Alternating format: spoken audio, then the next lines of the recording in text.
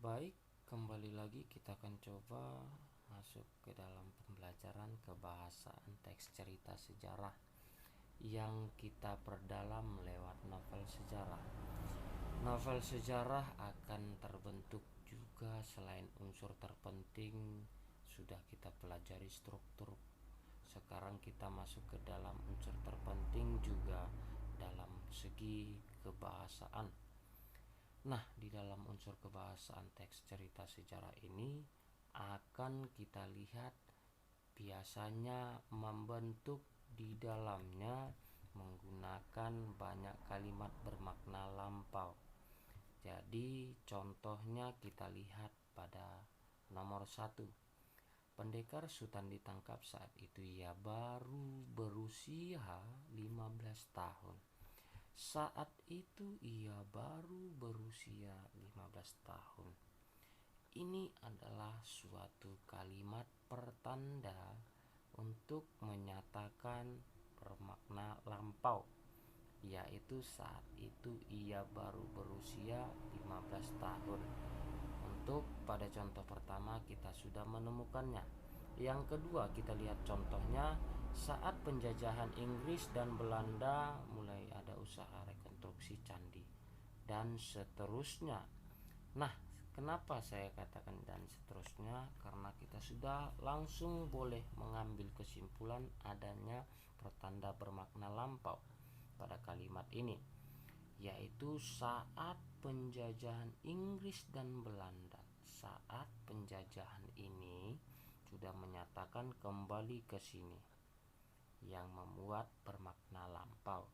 Oke, jadi jelas menggunakan banyak kalimat bermakna lampau sudah kita menemukan pada contoh yang ada di bawah ini. Nah, selanjutnya kita akan coba menggunakan banyak kata waktu yang biasanya di dalam novel sejarah. Itu juga adalah bagian dari unsur kebahasaan kepunyaan novel sejarah. Biasanya di dalamnya menyatakan urutan waktu. Urutan waktu ini ada juga terbagi di dalam konjungsi, kronologis, temporal.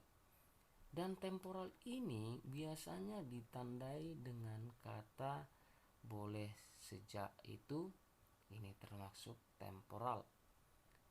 Setelah itu ini menyatakan kepada kronologis, dan kemudian ini boleh kita katakan kepada sebuah konjungsi. Contohnya kita perhatikan. 1. Setelah Hayati pergi, barulah Zainuddin menyadari bahwa ia tak bisa hidup tanpa Hayati. Nah, kita temukan kembali adanya suatu pertanda. Pertanda dari urutan waktu yang berisikan tadi ada 3 poin. Kita lihat adanya kata setelah. Setelah ini menyatakan kemana? Kita sudah lihat tadi setelah menyatakan sebuah kronologis. Nah, sekarang kita masuk kepada contoh kedua.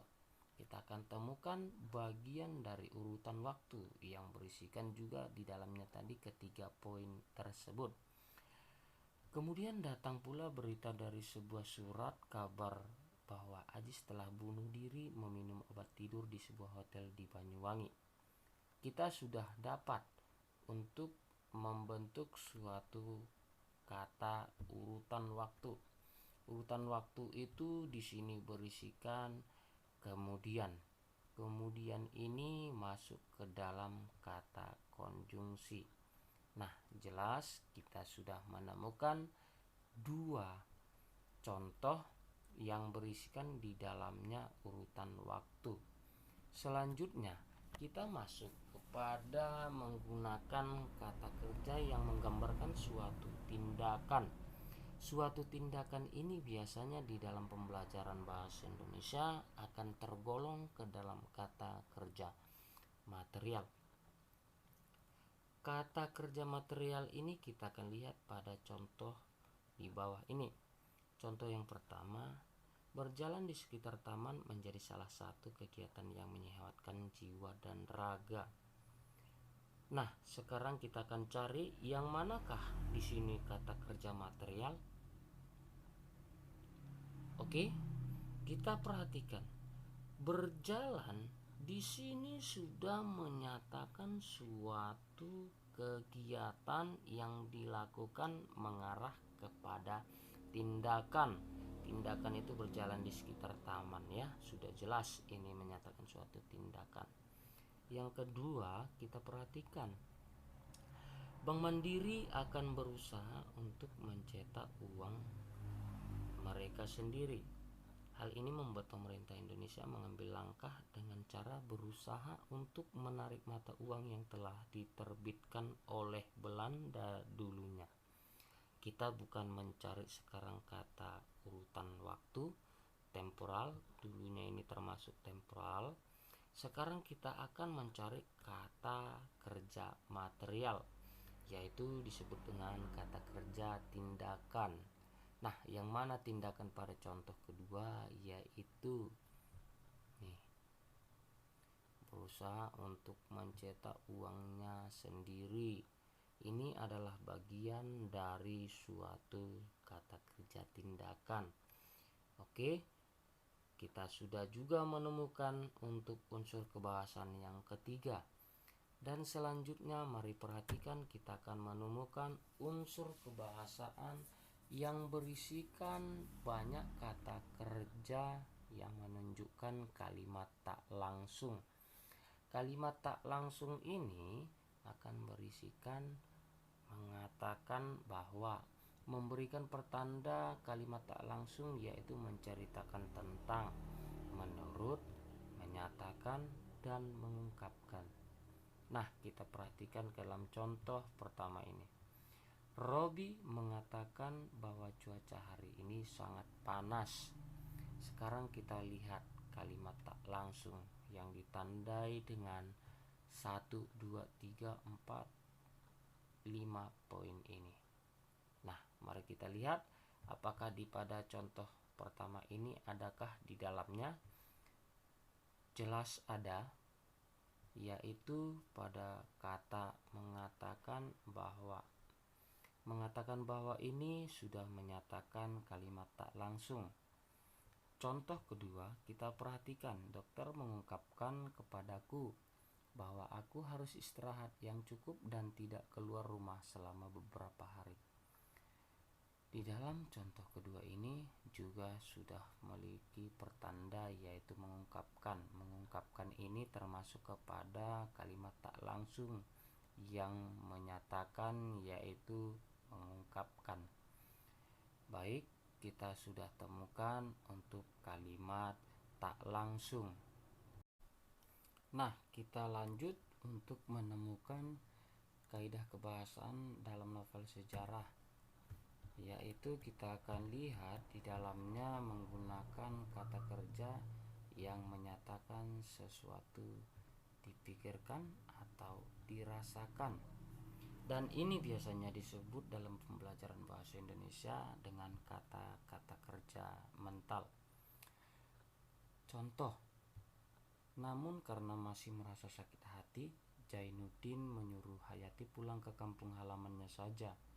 Esok harinya Hayati pulang dengan menumpang kapal Panderwitz. Nah, kita coba untuk menemukan kata kerja mental. Yang manakah kata kerja mental pada contoh pertama ini?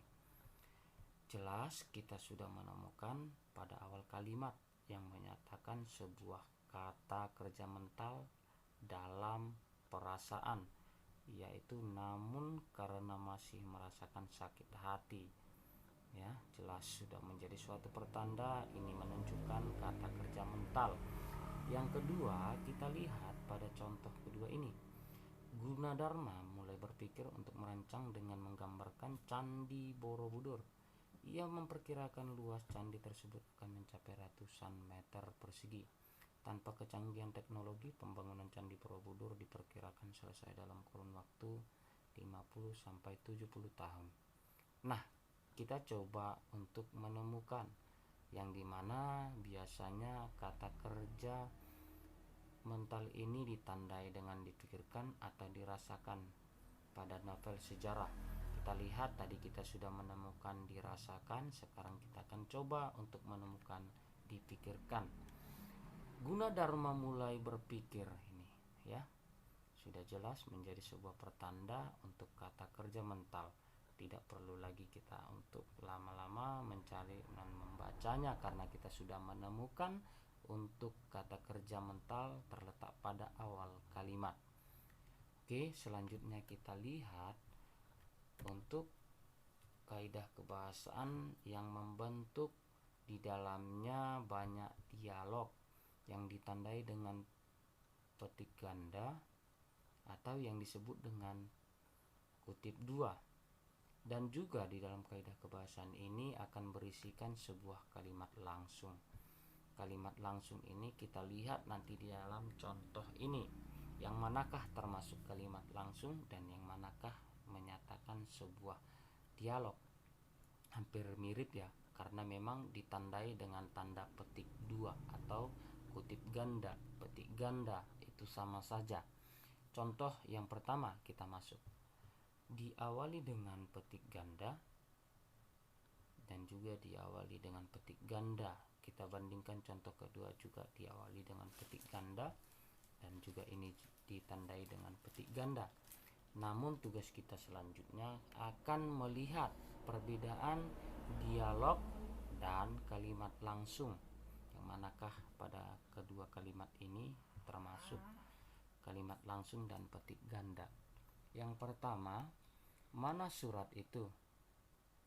Ampun Bu Guru, aku tidak tahu di mana surat itu berada. Contoh kalimat pertama ini adanya suatu pembentukan dialog, yang mana dikatakan di sini adanya sebuah dialog antara si A dan si B. Yang kedua, kita lihat adanya kalimat langsung terletak pada contoh kalimat kedua ini.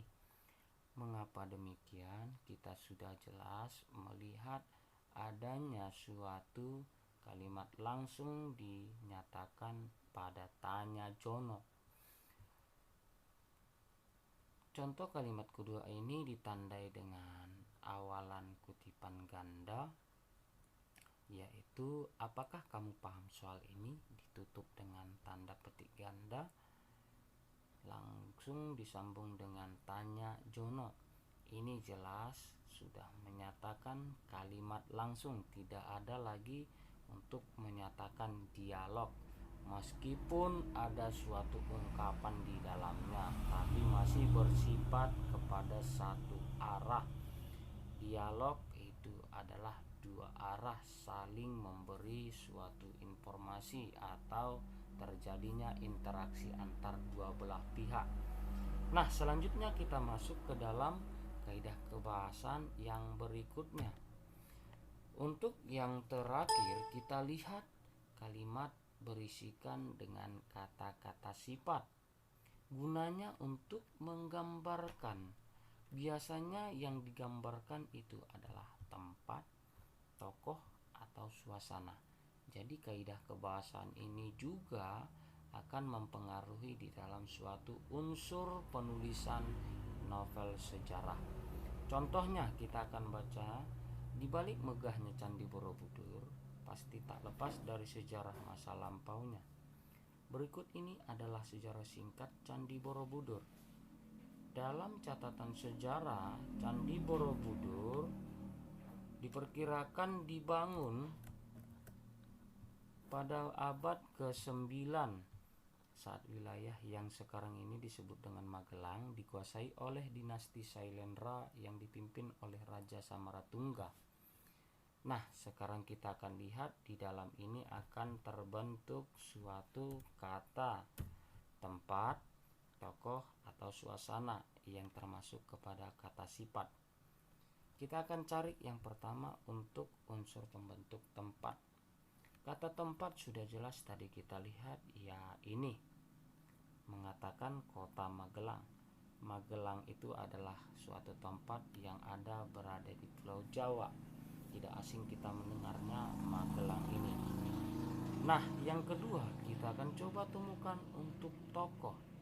tokoh kita lihat di sini tokoh adanya, yaitu pertanda pada kata Raja Samaratungga. Kata Raja Samaratungga ini berkedudukan sebagai subjek atau sebagai tokoh yang disebut dengan Raja Samaratungga. Nah, sekarang kita akan lihat apakah ada menjadikan atau melatarkan suasana di dalam ini. Kita coba lihat adanya suasana menyatakan kesenangan. Ini ya, sifat suasananya kita merasa senang, merasa heboh atau merasa bahagia. Di sana kita melihat adanya suatu kemegahan dari Candi Borobudur tersebut. Ini juga boleh kita rasakan adanya di balik kemegahan ini yang melatar belakangi suasana. Oke, baik, sudah kita temukan ketiga poin tersebut. Nah, demikianlah untuk unsur-unsur yang ada di dalam novel sejarah, yaitu kebahasaannya. Setelah kita mempelajari struktur, kita sudah mempelajari kaidah kebahasaan juga. Ini adalah hal-hal juga yang terpenting di dalam novel sejarah, yaitu unsur kebahasaan. Melalui contoh-contoh ini, semoga kamu dapat memahami unsur-unsur kebahasaan yang ada di dalam novel sejarah yang berisikan tentang teks cerita sejarah.